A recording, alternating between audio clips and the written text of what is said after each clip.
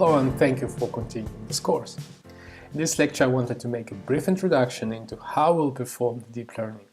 In fact, we will be using h2o machine learning environment. The architecture will be like this as shown. We'll still use our computer, but when we need to perform deep learning, we will be referring to the open source, free-to-use h2o package in R. This package will build the entire virtual machine capable to very efficiently process our data. R will be just an interface towards this platform, as shown here. We aim for this complexity because of h2o's strengths of using processing power of our computer. In fact, it can run multiple processors by default, while R runs only one. The way we will use this infrastructure is shown here. We'll do everything from R, still from R with just special functions which typically begin from h2o dot.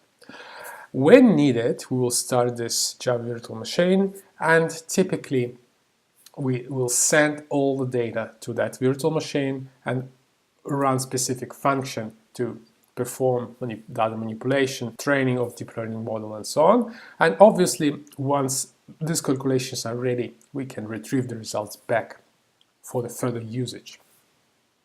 We'll use R also to productionize all our code as well. Right in the next chapter, we will be practicing a lot using this technology, and we will make quite incredible stuff. Let me, however, conclude this theoretical discussion here with a little summary of the entire chapter. We talked about why we should detect market status. We talked about how we'll attempt to do this and which technology we'll be using for that. I think it's enough abstract information. Let's try to implement all these things into practice. Thank you for watching and let's go forward.